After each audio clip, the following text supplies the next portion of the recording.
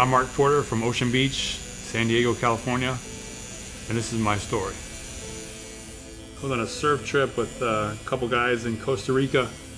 Met these guys and they kept saying, you need to come to OB, you need to come to OB, and I kept saying, what in the world is OB? I was living in Ohio trying to surf, but there's no surf in Ohio.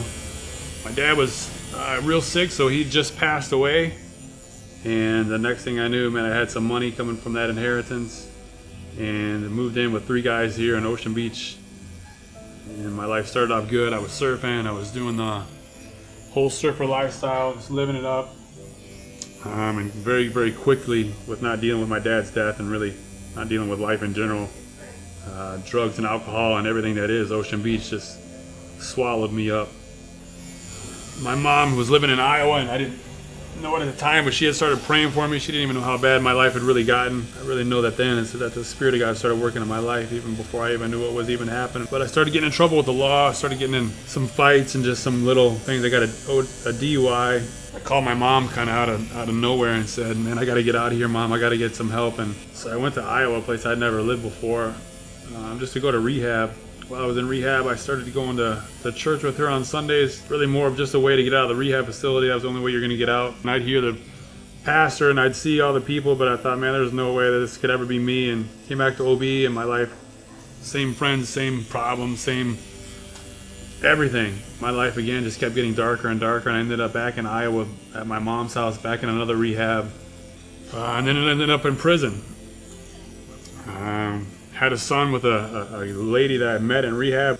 Got out, and I said I'd never go back again, man. I'm making changes, I'm never going back again. And 3 months later, I was right back in prison again. So I get out of prison the second time, and I again said, man, I'll never go back to drinking, I'll never go back to any of that stuff again. And 3 months later, I get another DUI, my third one in Iowa. I was already on parole with a felony. Going back to prison, back in the same jail, back in front of the same judge. Been in jail at this time.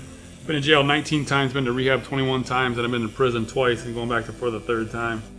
And I remember I walked in, I had that orange suit on, I'm back in the same prison cell. And I remember I couldn't even get into bed. I didn't even have the strength to get up there, and I just sunk to my knees. And I think this is the first time I ever prayed for the first time, a real prayer for the first time.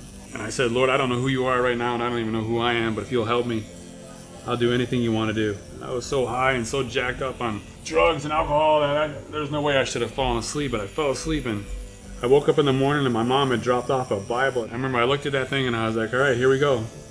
And I started reading, and I didn't even know what I was reading. And the 3rd day I'm back in prison, I meet this guy, Daniel Elam. This guy's doing a life on a double murder. Been in prison for 27 years at this time. He was a Muslim. This guy was hardcore, and he saw me reading the Bible, and he says, Porter, do you know what you're reading? I said, man, I have no idea. He goes, that book right there is the only way you're going to stay out of here, and Jesus Christ is the only way that's going to keep you out. He said, do you know him? And I said, no, I don't. He said, I'll tell you what. I'll tell you what to read every night, and we'll get together every night and we'll go over it. He says, is it something you want to commit to? And I said, man, I got nothing else to do. And he's like, that's exactly right.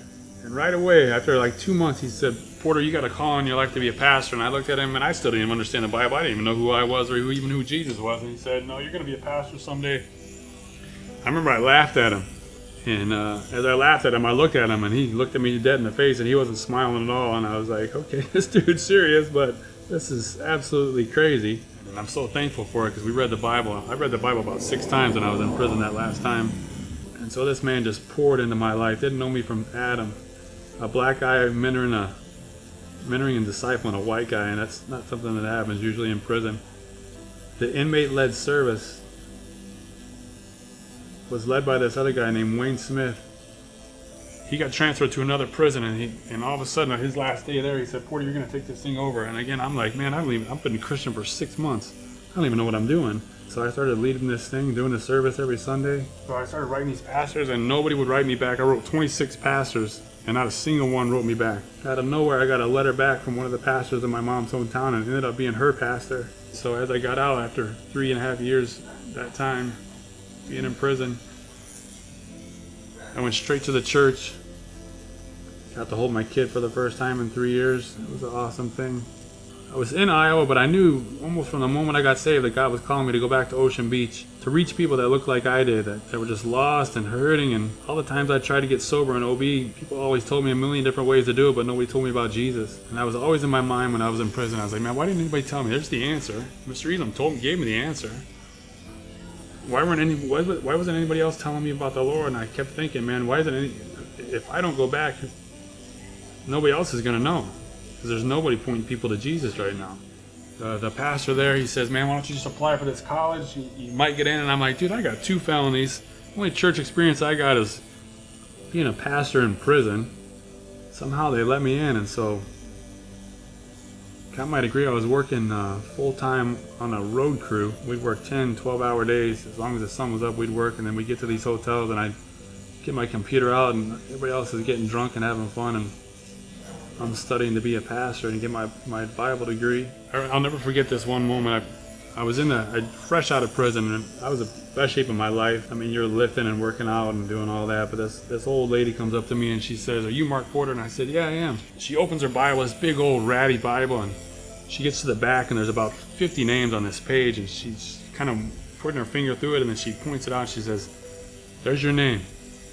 I've been praying for you for 12 years. And as big and as strong as I was, man, I turned into mush right in front of this lady, and I started crying. I said, "Man, you don't even know who I am." She said, "No, but I've been praying for you." And it just really showed me the power of prayer, and my mom shared with this lady is what had happened. And once you get some old ladies praying for you, your life's pretty much over. The God's going to start doing something. And I'm in school. I'm trying to figure stuff out. I'm trying to get through this. I meet my wife, Lindsay, at that church. I've been praying in prison for a wife, because when you're in prison you kind of get lonely, and so I'm praying for a godly woman, a woman that would love God more than she would love me, a woman that would love Julian, my son that I had at the time, like it was her own son, and a woman that was full of the Holy Spirit, and a woman that loved to pray. We get married, things are going well. I graduate college. We have our first son, Waylon. I get a call from a guy I'd been in prison with who lived a couple towns over. And he said, "Hey, I don't know what this might look like, but our church is looking for a pastor. I know that you just graduated. I know you're trying to get into ministry." He's like, "Of course, again, no guarantees, but why don't you give it a shot?" And so I show up, and I'm sitting in front of these older guys. First they showed me around the church, and then they started just pounding me with question after question after question, and I'm answering to the best of my ability, being completely honest with him. I told him exactly what had happened in my life and where I was, and ended up getting the job. And I found out about a year later from one of the elders. He talked to me after I'd been at the church for a year, and they really gotten to know me better. And he said, "Mark, the only reason we hired you, or the only reason we asked you to come there was, as I said before, nobody else applied for the job." But he told me straight up, he said, "We had no intention of ever hiring you. It was the last thing on our mind that night when you showed up." He said, "By the time you left that night, you convinced all of us that you were the one for the job." And it blew me away. I was like, man, these guys are going to take a risk on me. And the one thing that they saw, they didn't see me, they saw God in me. That wasn't me. And all the while, I just knew that God was calling us to go back to San Diego. And frankly, I was scared to come back to OB. I mean, this is a place where I was just a mess.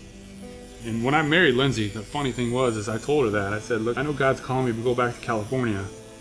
After a couple years, and we had our second child at this time, Hezekiah. She called me at the church, and I hadn't brought up California in a long, long time.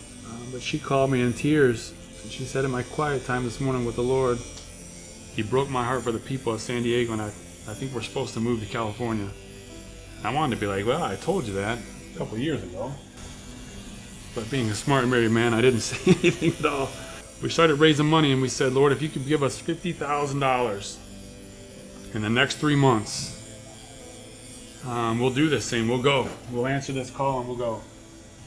And on December 12th, I think it was, the lady that was taking care of getting our money and putting it in a fund there at the church, she called me and she said, "Mark, didn't you guys say you wanted to have $50,000 and then you guys would go?" And she said, "Well, you got $49,838 or something." She said, "I'll give you the next 150 and you guys will have the money, exactly what you wanted." We just knew God was doing something. Again, it was just another sign to us that the Lord was telling us to go. So we packed up our 3 kids. We left a great ministry in Iowa, and we moved into a 2-bedroom apartment back in Ocean Beach. going, what in the world are we doing here? And the first thing we started doing was we started just feeding the homeless people that used to look just like I did. People that were hurting, people that were broken. Got a building, this church invited us to use their building, and we just saw God moving, and we saw him doing some amazing things, and we're still seeing God. Man, I've seen God take people that we thought were completely, there's no way that this person will ever get sober. There's no way that this person's ever going to get clean. There's no way that anything good is going to happen in this person's life, from crazy people locking in to people so drunk and so high that we never thought we'd see him sober. We never thought we'd see him in the right mind. And God did something amazing. God did something beautiful even in those people, just like he did in my life. And that's what we came here for. One of the things we say at Regeneration Church, the church we planted, is that we long to see the people of Ocean Beach transformed by the presence of Jesus. That it's not my life, it's not a church, it's not a pastor, it's not a plan, or it's not a paradigm that's going to change somebody. It's a person, and his name is Jesus. And that's what we get to see day in and day out. Every single Sunday we get to see God do something big, the amazing, seeing God do the miraculous, seeing God change lives just like he did mine. And that's what I pray for. I just pray for more people, more lives transformed, more lives changed, more lives touched because of the love that can only come from Jesus.